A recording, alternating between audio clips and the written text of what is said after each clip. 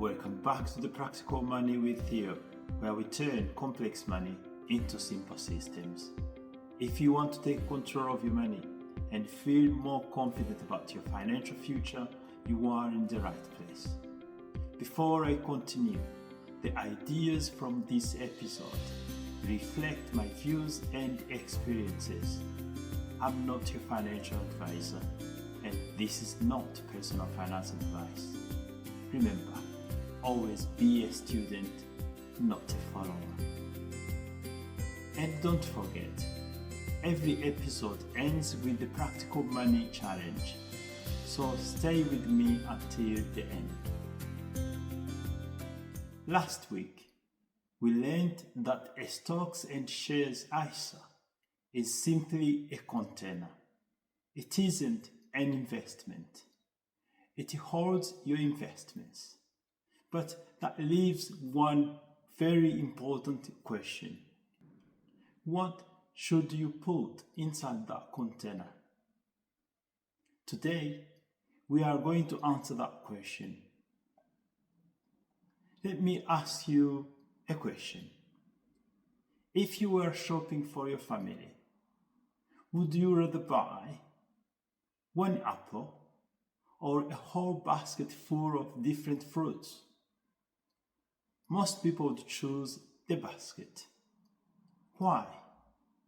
Because if one piece of fruit isn't very good, you still have plenty of others.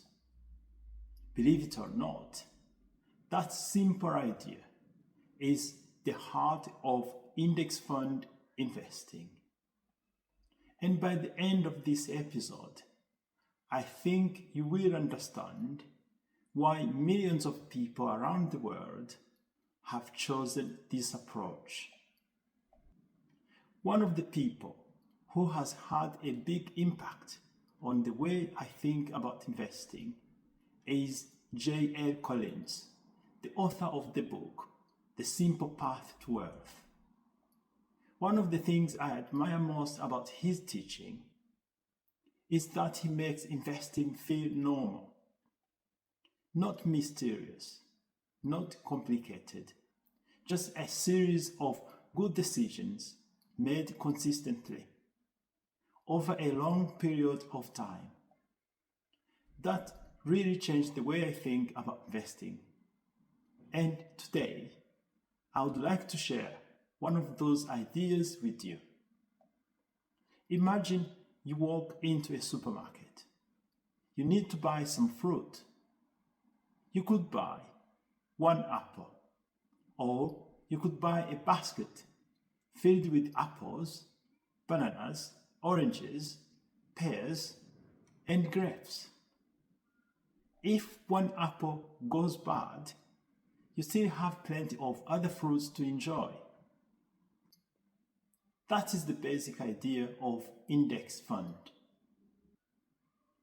Instead of buying shares in just one company, you buy small pieces of hundreds or even thousands of companies all at the same time. Suddenly, you are no longer relying on just one business to be successful. Doesn't that sound a lot less stressful? Now, let's take our fruit basket one step further. Imagine you decide, I'm only going to buy apples. That's perfectly fine, as long as apples have a good year. But what if a disease affects apple trees, or a storm destroys much of the crops? Suddenly, your whole plan depends on one type of fruit. Think about your fruit basket again. You still have bananas, oranges, pears, grapes, and everything else. If one type of fruit has a bad year, the whole basket doesn't fall apart. That is diversification. It's a big word. for a very simple idea. Don't put all your eggs in one basket. You've probably heard that saying before. An index fund simply put that old wisdom into investing. Now, let's change the story from fruit to businesses. Imagine you decide, I'm only going to buy shares in one company. Let's say Tesla. It's a well-known company, but here is the truth. None of us know what the future holds. 10 years ago, very few people could have predicted exactly which companies would become big winners. And 10 years from now, we still won't know. So rather than trying to guess, what if you didn't have to? Instead of owning just Tesla, you could own Microsoft, Amazon, Nvidia, Coca-Cola, Johnson & Johnson, Unilever, Toyota, and hundreds or even thousands of other businesses from all around the world. You don't need to be right about one company because you are invested in many. That's a very different way of thinking. This reminds me of a man called Jack Bogle. Many people consider him to be one of the pioneers of index fund investing. His simple idea was this: instead of trying to beat the market, why not simply own the market? Jack Bogle later founded Vanguard, one of the world's largest investment companies. But what really made him famous was this simple investing idea. When I first heard that, I thought, that sounds simple. But the more I learned, the more it made sense. Because investing isn't a competition to prove how clever we are. It's about building wealth steadily, patiently, and consistently. So when someone asks me, Theo, which company should I invest in? My first thought is, maybe that isn't the best question.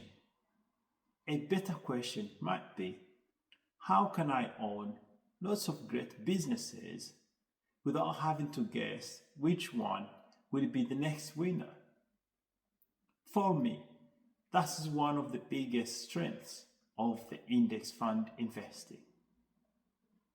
Don't try to predict the winner. Build a system that doesn't depend on predicting the winner.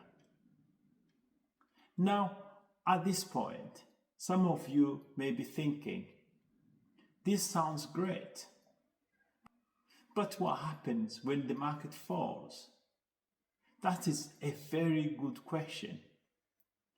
And the honest answer is, it will. From time to time, the market will go down. That has happened before, and it will happen again. That's a normal part of investing. But here is something that took me a while to understand. A falling market doesn't necessarily mean your plan has failed. Let me explain. Imagine you own a house. One day, someone tells you that houses in your area have fallen in value. Do you immediately sell your house? Probably not. You still own the same house, the same kitchen, the same bedrooms, the same garden. The market value may have changed, but your long-term plan hasn't. Investing can be very similar. The value of the investments will go up and they will go down.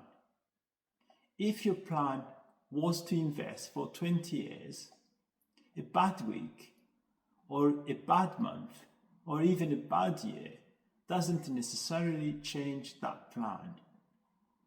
This is why many beginners make costly mistake. They see their investment fall, they panic, and they sell. But ask yourself this: has the business suddenly stopped making product? Have thousands of companies disappeared overnight? Or has the market simply become more pessimistic for a while? There is a big difference. This reminds me of something. Warren Buffett once said, "The stock market is advice for transferring money from the impatient to the patient." The first time I heard that, I thought, that's a strange thing to say. But the more I learned, the more it made sense. Because successful investing isn't about never seeing your investment fall. It's about understanding that falls are part of the journey. Now, I want to be careful here. I'm not saying that every investment recovers or that you should ignore risk. What I'm saying is this: if you've chosen a well-diversified, low-cost index fund and your plan is long-term, then short-term market movements don't always require short-term decisions. That's very different from investing based on emotion. A falling market and a failed investment are not always the same thing. That's why I believe good investing should help you sleep better at night, not keep you awake. Before we finish, here are the 3 things I'd like you to remember. Number 1, an index fund doesn't try to find the next winning company. It simply owns lots of businesses all at the same time. You don't need to know which company will be the next Tesla or the next Nvidia. That is the beauty of diversification. Number 2, successful investing is often simple investing. One of the biggest lessons I've learned from the people like Jay Collins and Jack Bogle is that you don't have to make investing complicated to be successful. Sometimes the simplest plan is the plan you are most likely to stick to. And sticking to your plan is often more important than finding the perfect investment. Number 3, time is still your greatest investment. You can't buy more time. You can't borrow more time. But you can decide to start earlier. Or if you haven't started yet, to start as soon as possible. Because the best time to plant a tree was many years ago. The second best time is today. An index fund needs time to grow, just like an oak tree. Just like an apple tree we talked about in our last episode. The people who benefit most are often those who give their investment the gift of time. Now, it's time for this week's Practical Money Challenge. I would like you to explain what an index fund is to someone else. But here is a catch. You are not allowed to use the words index or fund. Use the fruit basket story. If they understand, you've understood it. And if they don't, try again. Because the true test of understanding is being able to explain something simply. Next week, we will answer another question that almost every beginner asks. Where do I actually start?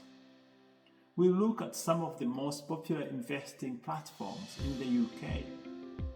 What makes them different? And more importantly, how to choose the one that's right for you. If you found this episode helpful, please consider liking this video and subscribing to the channel. It really does help more people discover the practical money with Theo. And if you know someone who has always said, I'd love to start investing, but it all sounds too complicated, why not share this video with them? It might be the encouragement they need to take their first step. And before I go, I'd like to leave you with one final thought. You don't build wealth by predicting the future. You build wealth by building a system that works even when you can't predict the future. That's why I believe index funds have helped millions of ordinary people become long-term investors. Not because they are exciting, not because they are guaranteed, but because they encourage patience, discipline, and consistency. And in my experience, those qualities are valuable, not just in investing, but in life. Money matters, but life matters more. Fix your system, fix your money. I'll see you next week. Bye-bye.